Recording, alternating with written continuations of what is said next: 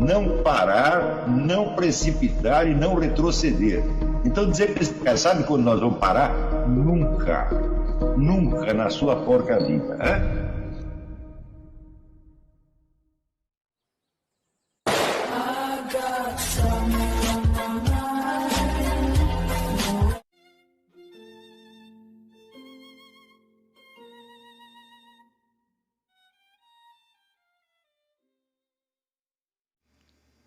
E aí pessoal, tranquilo?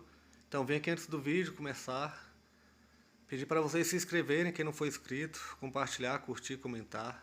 Quem puder seja membro do canal, que isso ajuda bastante. Tem também o link do Apoia-se. Quem puder ajudar nosso canal e apoiar financeiramente vai ser muito bem-vindo. Mas o mais importante é transmitir o conteúdo e os conhecimentos do professor Olavo de Carvalho para mais e mais brasileiros.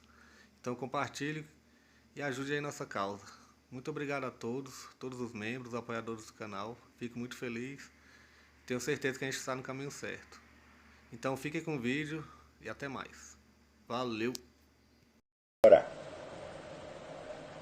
Veja, existe uma lei em história que é o seguinte: a difusão dos fatos produz novos fatos. Aquilo que não é divulgado não tem efeito. Então, uma das melhores maneiras de você provocar ações é você controlar o fluxo de informação. Existe até um estudo que eu nunca mais eu li no manual Handbook of Artificial Intelligence da IBM. Eu li isso 20 anos atrás. Eu nunca mais consegui achar isso. Não posso dar a fonte, só tenho de memória. O livro chama-se Handbook of Artificial Intelligence. Era um negócio em 3 volumes. E tinha lá um estudo como você poderia produzir uma paranoia num cidadão através das informações que você manda para ele. Tá certo? Então, isso é claro que é feito numa escala pequenininha. Mas você pode, se você tiver o controle do fluxo de informações, você pode, de antemão, prever com bastante certeza qual será o comportamento da vítima. Tá certo? Então, vocês viram que antes que o Hitler começasse a mandar judeus, católicos, ciganos, etc., para o campo de concentração, na União Soviética eles já tinham matado uns 30 milhões de pessoas. Né? E até hoje, né, as pessoas relutam em, vamos dizer, até mesmo em nivelar Hitler e Stalin. Né? Quando, vistas as coisas na devida perspectiva, Hitler sem Stalin jamais teria chegado a existir. Quer dizer, o que seria, digamos, a Alemanha nazista sem o exército? Não seria nada, quer dizer, não ofereceria perigo para ninguém. Seria apenas um episódio local, né? Quer dizer, no máximo teria, vamos dizer, alguma perseguição interna, mas não teria chegado a, vamos dizer, abalar as estruturas do poder na Europa. Seria vamos dizer, um demagogo de bairro. Né? Hitler só se torna uma figura de projeção mundial graças à formação do exército alemão pela União Soviética. Então, sempre com a ideia de que esse exército seria usado no Ocidente, deixando a retaguarda alemã totalmente desguarnecida, para a invasão russa, que já estava todinha preparada. Um elemento de informação importantíssimo que o Viktor Suvorov dá nesse livro, cuja leitura eu recomendo, assim, eu acho um dos grandes livros da década, né? É que é o seguinte: a aviação soviética também era a mais desenvolvida do mundo. Eles chegaram a criar um bombardeiro, um avião bombardeiro, que podia voar a uma altitude tal que não seria alcançado nem pela artilharia terrestre e nem pelos aviões de caça. Quer dizer, porque a atmosfera é tão rarefeita que os aviões de caça eles ficariam como é a expressão que eles usaram, ficariam como mosquitos adormecidos. Quer dizer, sem poder se mexer ali. Tá certo? E esse avião era tão inalcançável que, quando Molotov foi para os Estados Unidos, ele viajou num avião desse e atravessou todo o território da Alemanha sem que os alemães jamais soubessem de coisa nenhuma. Este avião, então, ele podia lançar uma quantidade de bombas tal tá certo? Que ele poderia destruir cidades inteiras em questão de meia hora. Né? Também o avião tinha, vamos dizer, uma estabilidade extra, uma resistência extra, pelo fato de que era um quadrimotor, mas tinha um quinto motor dentro do corpo do próprio avião. E com este quinto motor resolvia o maior problema dos voos em grande altitude, que era o oxigênio.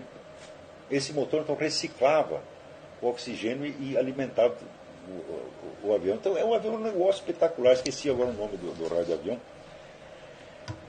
Só que bombardeiros desse tipo chamam-se bombardeiros estratégicos. O que é bombardeiro estratégico? É um bombardeiro que não vai atacar alvos militares determinados, mas vai destruir as bases industriais da nação adversária.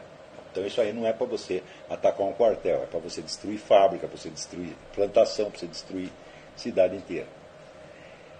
Embora esse fosse o avião mais genial da época, talvez o avião mais genial de todos os tempos, Stalin não sabia se devia mandar fabricar esse avião ou não. Então, 8 vezes ele mandou fabricar, 8 vezes ele mandou parar a fabricação. Por quê? Ele não estava seguro de se ele devia destruir a infraestrutura alemã ou mantê-la. Ele preferia mantê-la, evidentemente. Falou, pô, pegar todas aquelas fábricas da Alemanha, todas aquelas minas de ferro, de carvão, etc. Uma fortuna, né? Então, ele não sabia se seria uma guerra tática ou estratégica. A guerra tática você ataca alvos militares específicos para você desarmar o adversário. Você não vai destruir o país dele. Você vai fazer como Israel fez na Guerra dos 6 Dias, você vai tentar bombardear a aviação dos caras em terra, para eles não poderem te atacar, tá certo? Mas você não vai destruir uma ponte, você não vai derrubar uma casa, não vai fazer nada, né? Você vai conservar tudo. Então tudo depende. Você quer destruir a nação ou você quer ocupá-la. Ora, se você quer ocupá-la, então se trata evidentemente de guerra agressiva e não de guerra defensiva. Quando você destrói a outra nação, é para não poder te atacar de jeito nenhum. Para você, como é que se diz?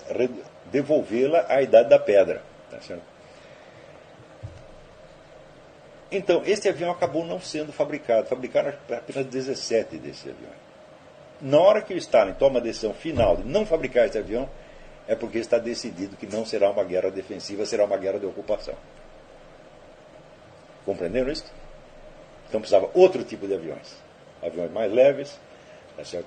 De deslocamento mais fácil, para poder atacar alvos específicos e voltar correndo. Então, as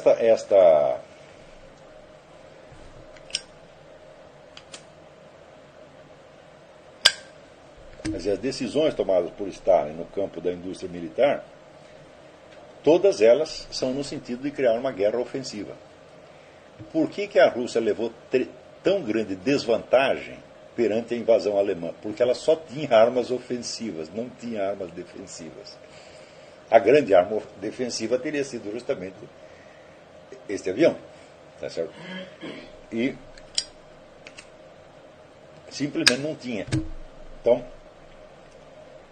quer dizer, as forças russas estavam todas já na fronteira, a poucos quilômetros, e foram ali pegas de calça na mão antes de poder sequer se abastecer ou se municiar. Pelo que tem. Até hoje não sabe de onde o Hitler pegou a informação. Alguém vazou e ele conseguiu, vamos dizer, agir em tempo. Mas a coisa mais espetacular é, primeiro, o plano do Stalin só deu errado neste ponto. Quer dizer, ele não ficou sabendo que o alemão sabia. Tá certo? Então ninguém pode controlar tudo. Então é claro que, vamos dizer, a invasão da Rússia pela Alemanha foi um resultado impremeditado. Tá certo? Mas a guerra entre a Rússia e a Alemanha não foi impremeditada. Ela já estava no instante mesmo em que a Rússia estava alimentando o exército alemão com armas, com dinheiro, com assistência técnica, com lugar para treinamento, etc., etc., já estavam criando um exército para ser liquidado pelas forças russas, que ao mesmo tempo estavam acumulando armamento 1 milhão de vezes maior. E a ideia de manter tudo isto em total segredo foi realizada com total sucesso, não só durante as operações, mas por muitas gerações depois. E só agora a coisa apareceu graças à abertura parcial de alguns arquivos da ex-União Soviética. A abertura que durou pouco tempo, porque abriu um tempinho, choveu o historiador lá, daí o governo russo imediatamente fecha tudo de novo. Tá certo? Então a gente tem que se virar com o que foi obtido, né, nesse breve intervalo. Porém, quando você vê a capacidade de segredo que tinha o governo soviético, eu já expliquei aqui para vocês, porque o orçamento da KGB não era conhecido sequer pelo parlamento soviético, não era votado pelo parlamento, então somente alguns membros do Comitê Central sabiam do orçamento da KGB. E, evidentemente, jamais vão contar. Né? O tamanho do orçamento pode ser medido pelo fato de que somente dentro da União Soviética a KGB tinha 500 mil funcionários e mais um número ilimitado de agentes no mundo. Isso nunca vai ser recenseado. Nós nunca saberemos o tamanho da coisa. Só sabemos uma coisa, que foi a maior organização de qualquer tipo que já existiu no mundo. A maior e mais rica. E se podia manter segredo até do parlamento soviético, até de membros do Comitê Central. Então significa que o controle exercido por aquela pequena elite sobre o fluxo de informação dentro e fora da União Soviética era uma coisa que não tem paralelo no mundo. Ora, ao mesmo tempo, nós observamos que, com a passagem das décadas, as ideias e crenças que foram se impregnando na mente da elite ocidental e da mídia ocidental são exatamente aquelas que eram apregoadas pela propaganda soviética nos anos 30, 40 e 50. Quer dizer, ideias que na época todo mundo sabia que era comunista, que vinha da União Soviética, agora não, agora se impregnaram e viraram, como se diz aqui no Estado, common wisdom, né? É aquela sabedoria comum que todo mundo acha que sabe. E, por exemplo, a ideia de que as potências ocidentais, as potências capitalistas são imperialistas, tá certo? E que as comunistas jamais são. Ora, para você ter uma ideia de até que ponto isso é uma coisa falsa, você vê, tão logo terminou a Primeira Guerra Mundial, todas as nações estavam esgotadas, nenhuma mais podia fazer guerra, não tinha mais condição de fazer, todas tal. E a União Soviética tinha firmado a paz em separado com a União Soviética, quer dizer, o mundo estava em paz, acabou a guerra. Foi exatamente aí a União Soviética invadiu a Estônia, invadiu a Látvia, invadiu não sei o que, invadiu 4 ou 5 nações em torno, imediatamente. Tá certo? O primeiro e mais amplo projeto de governo mundial que se conhece foi elaborado pela União Soviética já naquele tempo. Quer dizer, quando entra esse negócio de CFR, Bilderberg, tal, tudo isso aí é 50 anos depois. Quer dizer, a ideia mesmo, vamos dizer, de instaurar um governo mundial e de instaurar através da guerra e da ocupação militar é inteiramente soviética. Então, quer dizer, essa foi evidentemente a maior potência imperialista que já existiu na história. Tá certo? Então, como é que esta potência imperialista conseguiu carimbar como imperialista todas as outras? E ela ficar mais ou menos limpa. A ideia de imperialismo está tão associada às potências capitalistas, é isso, que você nem precisa dizer imperialismo ocidental. Se falou imperialismo, você já sabe que é Estados Unidos, que é Inglaterra. Que... Então, esta impregnação do vocabulário por, vamos dizer, um projeto de poder concebido décadas antes, mostra a força que tem o segredo. Olha, René Guénon dizia que o segredo é da essência mesma do poder. E o René Guénon é um cara que, né, pode ter errado uma coisa ou outra, mas é um cara que sempre sabe o que está falando. Tá certo? Então, isso quer dizer que toda a superfície da política, tal como aparece, por exemplo, em mídia, não é que ela não tenha importância nenhuma, ela tem, mas ela tem a importância de uma camuflagem. Quer dizer, você não pode realmente julgar o que está acontecendo pelo que aparece na grande mídia. Vocês que são estudantes, que estão estudando, vocês têm que adquirir desde já o hábito de ir na fonte a mais primária que você possa. Quer dizer, o depoimento de quem estava lá, tá certo? memórias de políticos que, quando chegam no fim da vida, têm um acesso de sinceridade, decidem contar tudo, documentos primários, é nisso aí que você tem que se basear, tá certo? Então, por exemplo, esses livros sobre o que foi verdadeiramente a história soviética, os livros são abundantes e tem muito livro muito bons, tá certo? Porém, você nunca vai ver um desses comentado na grande mídia, não tem. Esse é livro para especialista. Então eu digo, olha, hoje para você entender algo do que está se passando no mundo, você tem que se tornar um estudioso, um erudito daquilo. Tá certo? E, sobretudo, não levar muito em conta o que a produção acadêmica. Porque a produção acadêmica faz parte daquilo que o Wilhelm Münzenberg chama de criação de coelho. Você põe aqui uma mentirinha, essa mentira vai ser repetida indefinidamente. Por quê? Pela própria mecânica de funcionamento do estudo acadêmico, onde você tem que se basear nos trabalhos anteriores.